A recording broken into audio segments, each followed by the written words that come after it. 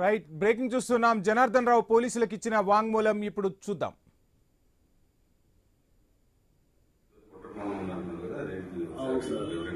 దీనిలో నా పాత్ర ప్రమేయం లేకుండానే జోగి రమేష్ గారి ఆధ్వర్యంలోనే నేను ఇంతకుముందు గవర్నమెంట్లో ఉన్నప్పుడు కూడా తెచ్చుకొని చేశాను సార్, బయట నుంచి తెచ్చుకొని. అదేవిధంగా గవర్నమెంట్ రాగానే అదంతా ఆగిపోయింది సార్. మళ్ళీ మొన్న టీడీపీ గవర్నమెంట్ రాగానే అవన్నీ ఆగిపోయింది సార్. ఏం చేయడం లేకుండా బాగా స్ట్రిక్ట్ అయిపోయేటప్పటికి ఇక నేను కూడా ఆగిపోయాను సార్ మొత్తం. ఆ తర్వాత మన ఏప్రిల్లో 2025 ఆ టైంలో మళ్ళీ జోగి రమేష్ గారు నన్ను కాంటాక్ట్ చేసి మాట్లాడదామంటే నేను వాళ్ళ తమ్ముడు ద్వారా మాట్లాడాను సార్. టీడీపీ గవర్నమెంట్ మీద ఏదో రకంగా మనం బురద చల్లాలి, వాళ్ళకి యాడ్ చేయాలి, మనకి అప్పుడు మైలేజ్ ఎక్కువ ఉంటుంది అని నువ్వు ఇంతకుముందు చేసేవాడు కదా, చేశారు కదా, వాళ్ళందరినీ మళ్ళీ పిలిచి లేలో పెట్టన్నారు సార్. నేను ఇబ్రహీంపట్నం అనుకున్నాను సార్. తర్వాత నేను మా క్లాస్మేట్ జయచంద్రారెడ్డి తమ్ముడుపల్లి అని తెలిసేటప్పటికి చిత్తూరు జిల్లా, ఉమ్మడి చిత్తూరు జిల్లా వచ్చింది కాబట్టి ముందు అక్కడ ప్లాన్ చేద్దాం, చంద్రబాబు గారిని బ్యాన్ చేయడానికి అక్కడ చేద్దాము. నేను అక్కడ వైన్ షాప్లో వాళ్ళకి వచ్చినాయి, వాళ్ళు చేసుకోలేకపోతే నేను తీసుకుంటున్నానని చెప్పి జోగి రమేష్ గారు చెప్పాను సార్. అయితే అక్కడే ప్లాన్ చేయాలని చెప్పారు. నేను అక్కడ లోపల అతను ఉన్న పాలగిరి సిద్ధాన్ని అతను పట్టుకొని అవన్నీ రూమ్ అది తీసుకొని వేరే వాళ్ళ పేరు మీద అక్కడ సెటప్ అంతా చేశాను సార్. చేసిన తర్వాత ఎవరైతే ఉన్నారో వాళ్ళకి తెప్పించి అన్నీ రెడీ చేయించు, మందు తయారు చేయడానికి కావాల్సిన స్పిరిట్, లేబుల్, క్యాపులు అన్నీ, దానికి కలిపేదానికి కావాల్సిన కెమికల్స్ అన్నీ తెప్పించి బాలాజీ ద్వారా చేశాను సార్. అది ఎప్పటికప్పుడు 1 నెల 2 నెలల్లో ఇది ఇలా అంతా రెడీ చేసి పెట్టండి. రెడీ చేసి ఎప్పుడైతే పెడతారో అప్పుడు మొత్తం ఎక్కువగా ఉన్నప్పుడు మీరు ఎవరు లేని సమయం చూసి దాన్ని గవర్నమెంట్ మీద పొచ్చారుగా, నీకు ఏం కాదు, నీకు ఏమైనా ఇబ్బంది అయినా నేను చూసుకుంటాము. నేను బాగా ఆర్థిక ఇబ్బందుల్లో ఉన్నానండి. ఆ ఆర్థిక ఇబ్బందులన్నీ నుంచి తీసేసి మీ ఫ్రెండ్ అక్కడ ఎట్టాగో ఆఫ్రికాలో డిస్టరీస్ ఉన్నాయి కదా, అక్కడికి వెళ్ళిపో, నీకు దానికి కావాల్సిన అమౌంట్ 3 కోట్లుగా మేము సర్దుతాము, ఇవన్నీ ఏం చెప్పకుండా మామూలుగా ఏం తిరిగినట్టుగా ఉండు, నువ్వు అక్కడికి వెళ్ళి అన్నీ రెడీ చేస్తూ ఉండే ఎవరికి అనుమానం రాకుండా అని చెప్పారు సార్. అదేవిధంగా తిరుగుతూ ఉంటుంది. ఏ నెల కానీ అలా అక్కడ కుర్రోడు కూడా వెళ్ళిపోతానంటే నేను గట్టిగా అడిగాను సార్, ఇబ్బంది అవుతుందండి అని అడిగితే, మన సెప్టెంబర్ 20వ తారీఖు తర్వాత ప్లాన్ చేద్దాం, నువ్వు మీ ఫ్రెండ్ ఎక్కడున్నాడో కనుక్కో అంటే నేను కనుక్కుంటే ఆఫ్రికాలో ఉన్నానని చెప్పాడు సార్.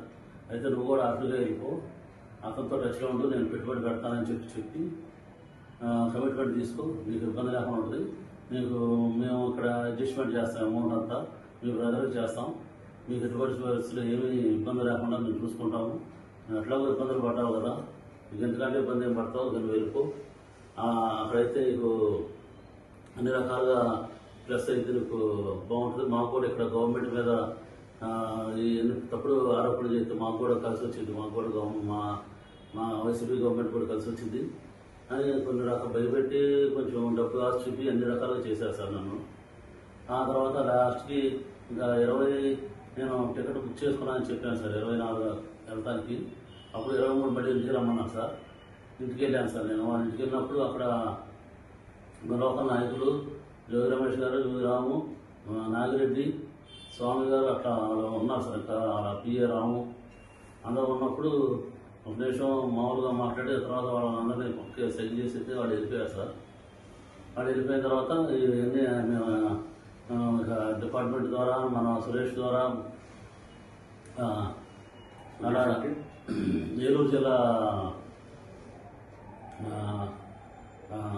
అదే కొల్లేరు ఏరియాలో ఉంటాడు సార్. నాకు నారాయణపురం బాగున్నప్పుడు అతను ఫైనాన్షియల్గా వచ్చాను సార్. అతని ద్వారా డిపార్ట్మెంట్కి అక్కడికి ఇన్ఫర్మేషన్ పాస్ చేసి అది రైడ్ చేయించారు సార్. ముల్కం చెరువులో రైడ్ చేయించి అది సరికంతా పట్టించి గవర్నమెంట్ మీద రివర్స్గా మాట్లాడి గవర్నమెంట్ ఇలా తప్పులు చేస్తుంది అని చెప్పి బాగా చేసి యాంటీ చేసి పొద్దున ట్రై చేశారు. కానీ చంద్రబాబు గారు పార్టీ నాయకుడిని సస్పెండ్ చేసేటప్పటికి అంత ఎక్కువ హైలైట్ అవ్వలేదు జనార్దన్ అని చెప్పి మళ్ళీ నాకు కాల్ చేసి మీ దాని మీద కూడా చూపించేద్దాం, నువ్వు అక్కడ బాగా పెట్టిన సరుకులు ఇక్కడ తెచ్చిపెట్టేసి గొడవలో పెట్టు, అది మీ తమ్ముడు ద్వారా డిపార్ట్మెంట్ వాళ్ళకి తెలిసి నేను సురేష్ మా ద్వారా సాక్షి టీవీను వాళ్ళందరినీ తీసుకొని వస్తాను, నాయకులందరినీ తీసుకొని వస్తానని చెప్పి అలర్ట్ చేసి నాకు అక్కడ ఆ ముందు రోజే అన్ని అక్కడ తెప్పించి పెట్టించారు సార్, వాళ్ళ మనుషుల ద్వారా అక్కడ తెప్పించి పెట్టించారు సార్. అదేవిధంగా ఇన్ఫర్మేషన్ లీక్ చేయించి తమ్ముడు ద్వారాను మీడియా, సాక్షి మీడియా ద్వారా వాళ్ళ మనుషులు సురేష్ ఏలూరు ఆయన ద్వారా ఇట్లా డిపార్ట్మెంట్కి అన్నిటికీ చేసి అది పెట్టించారు సార్. మా గోడంలో పెట్టిన లెక్కలు పెట్టించారు సార్. ఇబ్రహీంపట్నం గోడంలో బాలెదురుగా ఉన్న గోడంలో.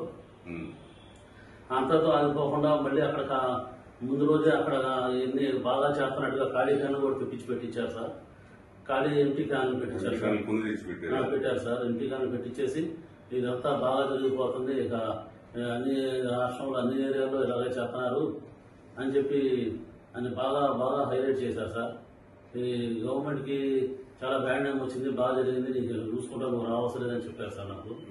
అది చెప్పిన రోజు నుంచి నాకు ఈ రోజు వరకు కూడా నాకు యాంటిసిపేటరీ వేరేస్తా అన్నారు, సంతకం కూడా ఆఖరి తీసుకోలేదు సార్. దీంతో పాటు మా తమ్ముడిని కూడా అరెస్ట్ చేసి మా తమ్ముడికి చేస్తున్నట్టు కూడా ఇన్ఫర్మేషన్ ఏం లేదు సార్, కలుస్తారని కూడా. ఆ లాయర్ గారి ద్వారా కూడా నాకు ఏం జరిగిద్దని నాకు నమ్మకం లేదు సార్. నాకు ఇవన్నీ అవ్వదని చెప్పేసి నేనే వచ్చి డిపార్ట్మెంట్ సహకరించి గవర్నమెంట్ మీద నా మీద జరిగింది, నేను వల్ల ఇబ్బంది పడింది అన్నీ చెప్పేసి ఇక డిపార్ట్మెంట్ గారు సహకరిద్దామని చెప్పి నేను వచ్చేసాను సార్. ఇదంతా మేము నమ్మదగ్గగా మేము ఎందుకు నమ్మాలి? మీరు ముందు మీ ఫ్రెండ్నే కదా మీ ఆయన జయచంద్ర రెడ్డి, ఆయన అసలు ఈ విషయం ఇరికించలేదు సార్. ఆయన ఏం చేశాడంటే పెద్దిరెడ్డి గారు, రామచంద్ర రెడ్డి గారు పక్క కాన్స్టిట్యున్సీ, దవాఖాన రెడ్డి ఆ కాన్స్టిట్యున్సీ, మిదిరెడ్డి ఆయనే చూసుకుంటాడు మొత్తం.